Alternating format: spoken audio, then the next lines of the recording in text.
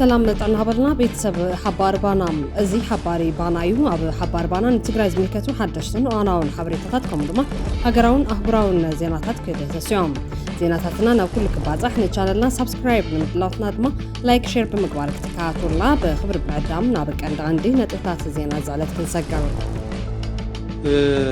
በወገን መንግስት ትግራይ በወገን ህዝብ ትግራይ كل جزء نسلامن دردرن برنا خفوتيو حدش كابيني زتايش منجست تجري نداق ما يدردر دلو مخانف ليتوم تخونا جنس دردر كر مخونا تعزة كم زخونا يتحبي رزلام تمال استخايد مرزا إثيوبيا كم زت تجبر برا بورد مرزا إثيوبيا بعلامينهم جبزي قبل على إثيوبيا وتدراوي كبانو في تام زخلا وتدراو وفريت وجن كم زلات تجنيتنا بخالي زينا كنا تحدهد زساورات عوات شلمات نوبل سلام قداي مستر داغ مايك مرد تدالي على كبل سينين تبزبهم عبدي سابها كايد زتوطنوا على سلام السودان انقفات كم زقطمو نتحبريو نزياتهم كانوا تقدست معلوماتن حيزلكم الله حباري باناز ساعات سنه الفام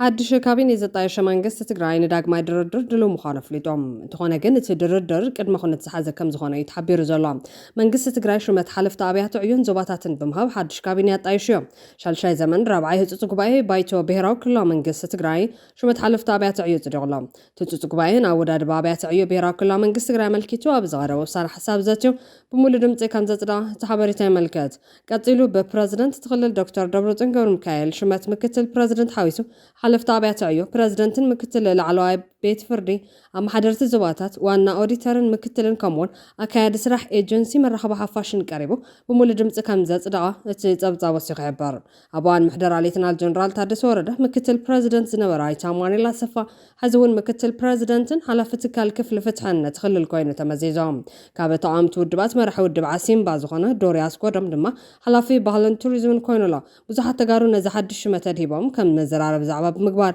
نقالي استوها بشمة دما كقاوم ويرى كم زلو سبزات يملكتهم أبتو على بيت مخرس ترخبا زرواز اسمعن مكتل بريزيدنت اي تاماني لا صفا نسلام دردرن دلواتينا كل تسميعهم اي تاماني لا بزربو دحر حزم فيدرال منقستي عين الدرادرن دينا استبهالن اي وعلى بريتوريا ودابتات سلطان حيسكا مخاد نوع الخام عشاوي نقرقن اما نمجيزي نسلام دردرن دلواتينا كبليو تدميت زلام سممع بريتوريا اللونا نادحننتنا خنا نرقاقص اللو زحسبنا سممع بسنكي انقص قايدا صار سلام قايدا منغست ኢትዮጵያ በትዝደለናዮ መንገድ خيده ካለን ስለዚህ ስምምዕ ፕሪቶሪያ እናበልና ብዘይለ ነገር ኮይና ክንቀጽለይ ንኽእልን እዚ ማለት ግን ናይ ሰላም ድርድር ስምምዕ ንድሕር ሕዝ ተዓጽዩ ማለት ኣይኮነን ስለዚህ አይነ ደራደር እንዲና ድሕር ሕዝ ዝተባሃለ በወገን መንግስት ትግራይ በወገን ህዝብ ትግራይ ኩሉ ጊዜ ንሰላምን ድርድርን برنا خفوتيو أبي حمد نتجرين حزب تجرين نايم بثتان بروجكت حيزو إذا قعزلو تجرين زنبرة جزات تماعيلون تبتاتينون حزبون فقدو هذا دا سدت كوينو تبتينو كقهمي بهجوم نزد ما أنا خير يسرح له زبلو زلو تعزبتهم زكافلو تجارو ما نزد كم تبع قات أم جيرم زوسد وجلون اللهم حزن نزد تجرين زبتاتن زلو سرعة أبكن دبعتب مقامن موقاسن كلهم حتياتات ناب تجري كدربي واميم زرايم معرب تجرين زاك الجزات نتقلات هيبو سرعة بلتقنا نتوه زمسل بروباغندا دو كل يوم زت قلب زلهم أما جمرتنا يزحل فرحي أبي أحمد نسلطان بريزيدنت جزام محدار تجري ببيناو سقوم تسلزناهم هو حت نتيجوم توعل كم زفرس بمجلس دما قد مكونات نزنورة كابيني ناب سرح بملاس دبرتين قرون كايل كمرحمة رجعهم دبرتين نتابع بوان كينات تجري منجست قرش براو وهاي الاسترقح وحات زمر حزنوريهم أما نقول وحاتنا ديسابان زلوتري هابز حلف عمت نخرة ركمت ونزان حلام هذا عبيزي مسمع مع وحات كم حدش بارتي كم زقاب يدليديو أيد لينا بزبليوم بورد مرزا يدليو يكبلن كله هو حد جن أي تسمع معن حقاو سبنتو تسري زودما بوقعي تاقيدهم هو حد منقستي أبقو دات سمع والبريتوريا قالوا كم زعزفة بمخصاص بفلايد ما وان كينات بورار ستحزة كم معراب تقرأي زام السلا بوتاتات ناو تقرأي كم الله سيوزت ألف زلام أبوان تقجت أستاد حدا مليون زخون سبات كابت خباب هاديمم أب تقرأي بزركو جزاوين معسكرات تاب تحت معكونتات يوم زناورو زلام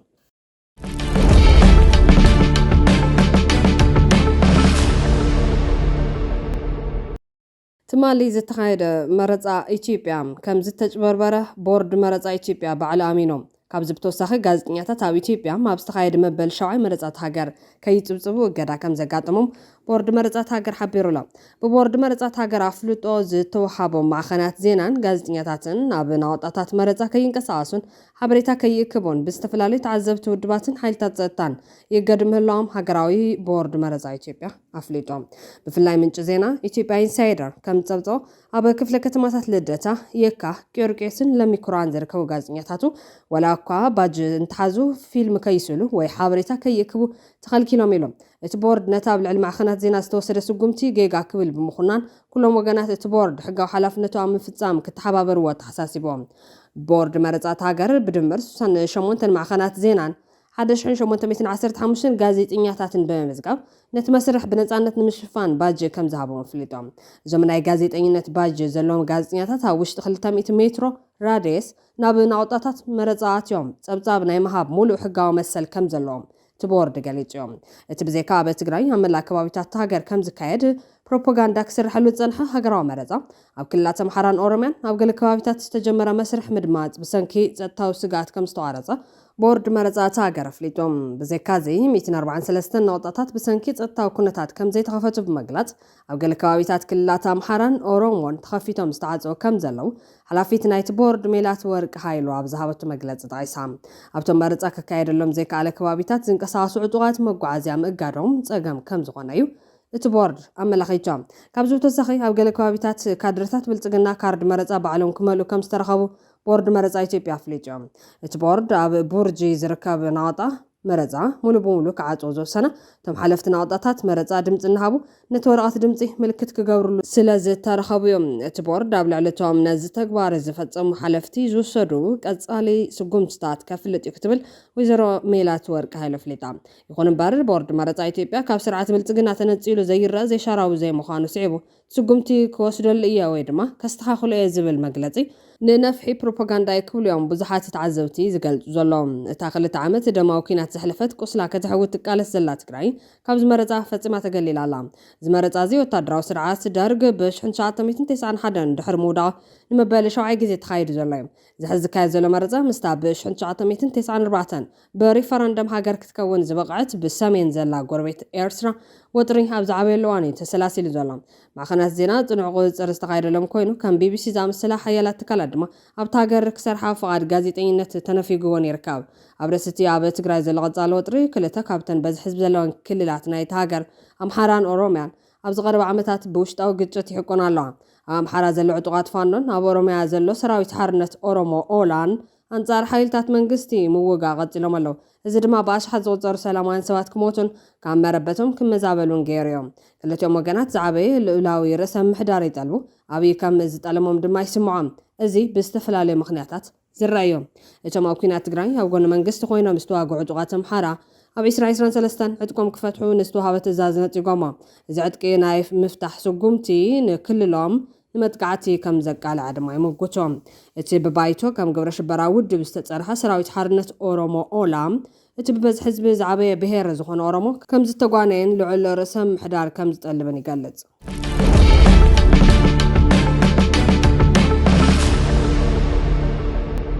ኩናት ሕድሕድ ዘሳወረት ዓዋት ሽልማት ኖቤል ሰላም ቀዳማይ ሚኒስተር ዳግማይ ክምረጽ ተዳልዩ ክብል ሲኤንኤን ዘብጽቦም አብይ አሕመድ ኣብ 2018 ኣቆጻጽራ ፈረንጂ ቀዳማይ ሚኒስተር ኢትዮጵያ ዳርጋ ብኩሉ ኣካል ብዝበሃል ነቲ ሃገር ኣብ ኣፍሪካ ተምሳሌት ለውጥን ዲሞክራሲን ክገብራ ተስፉ ከም ዝነበረ ሲኤንኤን ኣብ ጸብጻቡ ብስፍሓት ይትንተን ብፍላይ ኣብ ናይ መፈለምታ ሒደት ተዋርሕ ዕድመ ስልጣን ቀዳማይ ሚኒስተርነቱ ምስ ጎረቤት ሃገር ኤርትራ ን20 ዓመታት ዝጸንሐ መሪር ኩናት ዘብቅዕ ዕርቂ ብምድርዳር ሰላም ከም ዝመረጸ ዘረኣየሉ መንገዲ ዝያዳ ንዓለም ኣደና ጊርዋ ይብል ተጸብጻብ ምፍታሕ ፖለቲካውያን እስራትን ናጻ ፕረስ ምፍቃድን ዝብሉን ካልኦት ጸደፍደፍ ዝበዝሑ ስጉምታትን ተደሚሩ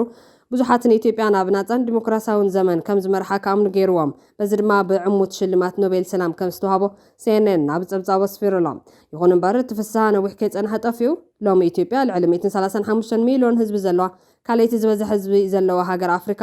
ጎነፅን ዓመፅን ዝመልኦ ብሄራዊ ግጭታት ገደብ ብነፃነት ምዝራብን ምጭፍላቕ ተቃውሞን ኣጋጢምዋሎ ይብል ጸብጻብ ታብ ሓደዋን ከም መድሕን ዝኽበር ዝነበረ መራሒ ሕዚ ኣብቲ ሃገር ንዝረኣዩ ዘሎ ምፍልላያትን ጸገማት ፈጣርን ከም ቀንዲ መንቀል ናይ ዝኹሉ ምፍልላይ ኮይኑ ይረአ ኣሎ። ዘይምርግጋዕ ንዓበይ ምስ ከደ ምምሕዳር ዓብዪ ናብ ጽኑዕ ቁፅር መንግስቲ ተመሊሱ መረፃታት እናዳናጎየ ንተቃወምቲ ኣካላትን ጋዜጠኛታትን ኣብ ቄደት እዮም። ኣካል እዚ መንግስቲ ዓብዪ ብእዋኑ ከካይድ ዝነበረ መረፃ ክደናጎይ ብምግባሩ ትግራይ ነቲ ናይ ፌደራል ምድንጓይ ቅቡል ብዘይምግባር ክልላዊ መረፃ ምስ ኣካየደት ኣብ ሕዳር 2020 ኣቆፃፅራ ፈረንጂ ናብ ኩናት ከም ዝኣተወ ይጠቀስ። እዚ ኣብ ቀረባ ታሪክ ሓደ ካብቶም ኣብ ዓለም ዘጋጠሙ ከበድቲ ኩናት ኮይኑ ኣስታት 600,000 ዝግመት ህይወት ክጠፍእን ከቢድ ክሳራታት ከስዕብን ከም ዝገበረ CNN ኣብ ጸብጻቡ ኣስፊሩላ። ኣብ 2022 ኣቆፃፅራ ፈረንጂ ብመጎኝነት ሕብረት ኣፍሪካ ዝተገበረ ስምምዕ ሰላም ነቲ ተጻውታት ተኹስ ዘብቃዕ እኳ እንተኾነ ካብ ሽዑ ጀሚሩ ግን እቲ ስምምዕ ከይተተግበረ ተበታቲኑ ኣብዚ ሕዚ ግዜ ናብ ኩናት ሕድሕድ ከይምለስ ስጋኣት ፈጢሩ ከም ዘሎ ገሊፆም። ሎሚ ኢትዮጵያ ኣብ ትግራይ ጥራሕ ዘይኮነስ ኣብ ኣምሓራን ኦሮምያን እውን ኣብ ርእሰ ምሕደራ ዶባት ብሄራዊ ወፅዓን ብዝተፈጠረ ምስሓብ ዝተበጋገሰ ንጡፍ ናዕብታትን ጎነፅን የጋጥማሉ ይብል ጸብጻብ CNN። ኣብዚ ሕዚ እዋን እቲ ሃገር መረፃ ተካይድ ከም ዘላ ዝገለጸ ጸብጻብ CNN ይኹን እምበር እቲ ዝተዋሃበ ድምፂ ብዙሕ ኣገዳስነት ክህልዎ ተኽእሎ የብሎን። ምክንያቱ ገዛ ሰልፊ ብልጽግና መንጎ ዝተበታተነ ተቃውሞን ቀጻሊ ጎነፅን ክዕብለል ትፅቢት ስለ ዝግበር ክብል ይሕበር። ብድምር እቲ ናይ ሕዚ መረፃ እውን ይብሉ ሓሳቦም ንCNN ዝሃቡ ሪቱ ሃብቲ እዚ መረፃ ተኣማንነት ዘለዎ ዘይኮነስ ኣብ ስልጣን መጻንሒ ከም ተራ ምቕባል ዘውድ ገይሮም እዮም ዝርእይዎ ክብል ጸብጺቡሎም።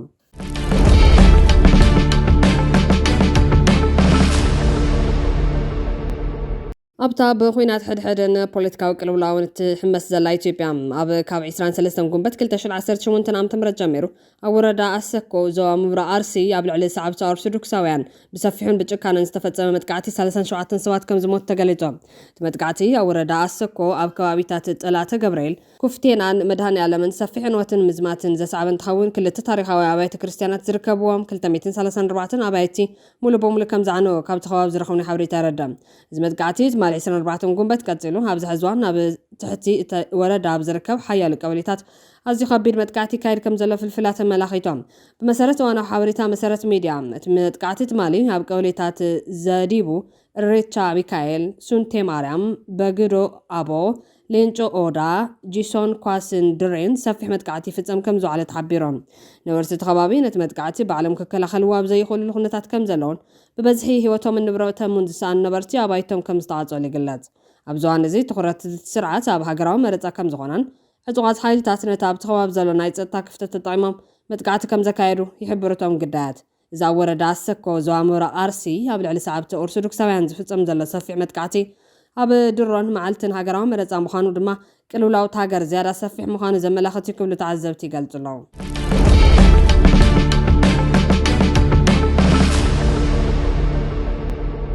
ግብፂ ኣብ ልዕሊ ኢትዮጵያ ወታደራዊ ከበባ ንምፍጻም ዘኽእላ ወታደራዊ ወፍሪ ትውግን ከም ዘላ ተገሊጾም። ብተወሳኺ ቅልውላዊ ደቡብ ሱዳንን ጎረባብቲ ሃገራትን ንኢትዮጵያ ናብ ከቢድ ስጋት ከም ዝሸመመን እዩ ዝሕበር ዘሎ። ብመንግስቲ ኣሜሪካ ዝድገፍ ኣብ ትሕቲ ሚድል ኢስት ብሮድካስት ኔትወርክ ዝመሓደር ኣልሁራ ዝተባሃለ ምንጭ ዜና ከም ዝሓበሮ ሰራዊት ግብፂ ኣብ ዝቐረባ እዋን ካብ ደቡብ ሱዳን ወፂሎም። ደቡብ ሱዳን ቅድሚ ሒደት መዓልትታት ሰራዊት ግብፂ ካብ ግዛታ ክወፅእ ዝሓተተት ክትከውን ከላ ነስዒቡ ድማ ግብፂ ነቲ 260 ወታደራት ዝሰፈሩሎን ወታደራዊ ዕጥቅታት ዝቐምጡሎን ኣብ ግዛት ደቡብ ሱዳን ከፊታቶ ዝነበረት ወታደራዊ ማዓስከር ብምስጢር ዓፅያቶ ከም ዝወፀት እዩ ዝግለጽ ዘሎ። እቲ ወታደራዊ ማዓስከር ግብፂ ዝሃነፀሉ ቦታ ደቡብ ሱዳን ምስ ኢትዮጵያ ኣብ እትዳወበሉ ግዛት ኣፐር ናይል ክኸውን ከሎ ኣብ ፓጀክ ዝተባሃለ ከባቢ ኣብ ጥቓ ደቡብ ክልል ቤንሻንጉል ጉሙዝ ኢትዮጵያ ዝተሃነፀት ወታደራዊ ማዓስከር ንግብፂ ጂኦፖለቲካዊ ጽልዋ ክሕድር ጸኒሖም። እቲ ኣብ ጥቓ ዓብዪ መመንጨዊ ሓይሊ ኢትዮጵያ ዝኾነ ፕሮጀክት ግድብ ህዳሴ ዝተሃነፀ ወታደራዊ ማዓስከር ግብፂ ብቐንዱ ንኢትዮጵያ ኣብ ዓንኬል ፀቕጢ ናይ ምእታው ዕላማ ከም ዝነበሮ ተሓቢሩሎም። ንህንፀት ዓብዪ ግድብ ህዳሴ ክሳብ ሕዚ ትቃወም ዘላን ኣብ ኣጠቓቕማ ተፋሰስ ኣባይ ንዘመናት ዝጸንሐ ኣብለልነታ ክትቐጽል እትምነን ግብፂ ኣብ ዙርያ ኢትዮጵያ ኣብ ልዕሊ ዝርከቡ ሃገራት ወታደራዊ ምስፍሕፋሕ ክትገብር ጸኒሓ እያ። ምስ መብዛሕትአን ጎረባብቲ ሃገራት ኢትዮጵያ ስምምዓት ወታደራዊ ምትሕብባር ክትፍርም ዝጸንሐት ግብፂ ኣብ ገሌን ወታደራዊ ማዓስከራት ካብ ምህናፅ ሓሊፋ ሰራዊት ክሳብ ምስፋር ከም ዝበፅሐት ይፍለጥ። ብተወሳኺ ግብፂ ኣብ ውሽጣዊ ኩነታት ሱዳን ቀጥታዊ ኢደታውነት ትገብር ከም ዘላ እውን ብዙሕ ዝተዘረበሉ ጉዳይ ምዃኑ ፀብፃባት ይሕብሮም። ኢትዮጵያ ድማ ግብፂ ምስ ኤርትራ ስምምዕ መጓዓዝያ ባሕሪ ድሕሪ ምኽታማ ኣብ ቀይሕ ባሕሪ ቀጥታዊ ኣፍ ደገ ባሕሪ ንምርካብ ንዝግበር ዘሎ ፃዕርታት ሰላም ንምትዕንቓፍን ንምዝራግን ትንቀሳቐሰላ ክትብል እያ እትኸስስ። ሚኒስተር ጉዳያት ወፃኢ ግብፂ بدر عبد العاطي همز حلف ورحي أسمرا بزنور اللوان ጸጥታን ምሕደራን ቀይሕ ባሕሪ ናይተን ኣብ ገማግም እቲ ባሕሪ ዘለዎ ሃገራት ጥራሕ ፍሉይ ሓላፍነት ክኸውን ከም ዘለዎ በመግላጽ ኣብ ገማግም ባሕሪ ዘይርከባ ሃገራት ኣብ ቀይሕ ባሕሪ ምስ ዝተኣሰሩ ዝኾነ ይኹን ስምምዓት ናይ ምእታው መሰል ከም ዘይብለን ቀጥታዊ መልእኽቲ ሕሊፉ እዮም። እዚ ሕዚ ተፈጢሩ ዘሎ ናይ ቃላት ኩናት ነቲ ኣብዘን ዝሓለፈ ዓመታት ቀዳማይ ሚኒስትር ኣብይ ኣሕመድ ካልኦት ላዕለዎት ሰበስልጣንን ወታደራውያን ኣዘዝተን በተደጋጋሚ ዘልዓልዎ ናይ ኣፍ ደገ ባሕሪ ሕቶ መቐጸልታ እዮም። ቀዳማይ ሚኒስትር ኣብይ ኢትዮጵያ ኣብ ጂኦግራፊያዊ ቤት ማእሰርቲ እያ ትርከብ ብምባል ልዕሊ 120 ሚልዮን ህዝቢ ዘለዎ ሃገር ብዘይቀጥታዊ ኣፍ ደገ ባሕሪ ክትነብር ከም ዘይትኽእልን ቀይሕ ባሕሪ ንኢትዮጵያ ተፈጥሮኣዊ ዶብ ምዃኑን በመጥቃስ እዚ ሕቶ እዚ ብሰላም ወይ ብሓይሊ ክፍታሕ ከም ዝግባእ በተደጋጋሚ ክገልጽ ጸኒሖም። ነዚ መርገጺ ብምድጋፍ ድማ ላዕለዎት ወታደራዊ ኣዘዝቲ ኢትዮጵያ ሃገሮም ናይ ገዛ ርእሳ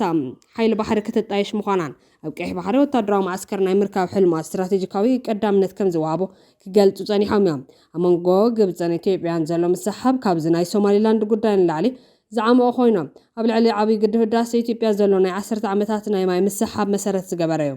ግብጺ ካብ 900 ንላዕሊ ቀረብ ማይ ካብ ሩባ ኣባይ ስለ ትረክብ ነቲ ግድብ ከም ስጋት እያ ትሪኦ። በዚ ምኽንያት ድማ ግብጺ ምስ ከም ሱዳን፣ ሶማልያን፣ ጅቡትን ዲፕሎማስያዊ ዝምድና ከተደልድል ጸኒሓ እያ።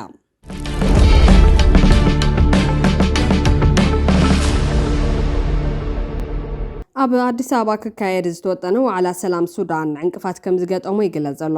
ኣብ ኣዲስ ኣበባ ብኩንቴት ኮሚቴ ዝተዳለወን ኣብ ፖለቲካዊ መጻኢ ሱዳን ዘተኮረን ኣብ ሰሙን ዝክካየድ ተመዲቡ ዘሎ ወሳኒ ናይ ምምኽኻር መድረኽ ኣብ መንጎ ተሳተፍቲ ጉጅለታትን ተወከልቲ ትካላትን ብዛዕባ ውክልና ብዝተፈጠረ ምሰሓብ ክናዋሕ ይኽእል እዩ ክብል ሱዳን ትሪቡን ኣመላኺቶም። እቲ ኣብ ርእሰ ከተማ ኢትዮጵያ ኣዲስ ኣበባ ክካየድ ተመዲቡ ዝነበረ ኣኼባ ርኡይ ዕንቅፋታት ከም ዘጋጠሞ ሱዳን ትሪቡን ዝገለጸ ኮይኑ መስርሕ ሽምግልና ዝተመስረተ ፖለቲካዊ ተዋሳእቲ ሱዳን ኣብ ሓደ ንምምጻእ ነዊሕ እዋን ዝጸንሐ ግጭት ሃገር ንምውጋድ ኣብ መጻኢ ፖለቲካዊ መስርሕ ዘሎ ፍልልያት ንምጽባብ ነይሩ።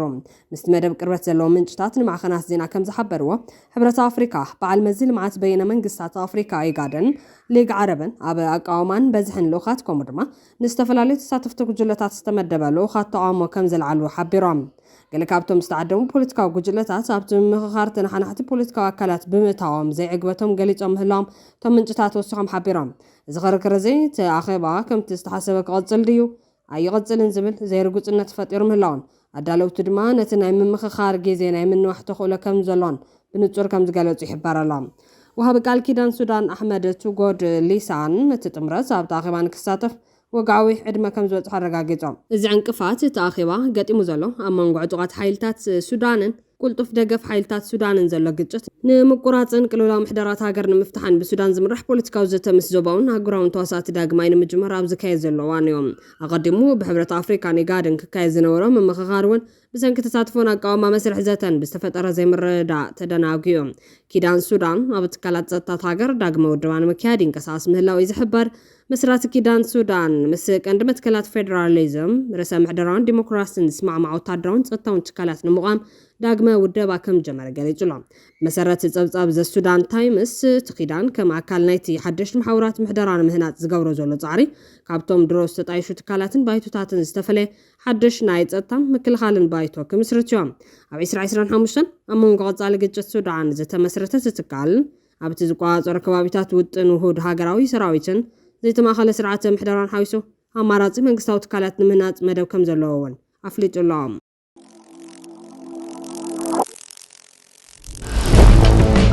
ፍትዋትን ክብራትን ቤተሰብ ሓባር ባና ነዝዕለት ዝሓዝናዮም ሓበሬታታት ኣብ ዝኸምቢትና ንቻነልና ሰብስክራይብ ንምድላዋትና ድማ ላይክ ሼር ብምግባር ቤተሰብ ሓባር ባና ይኹኑ። ሰላም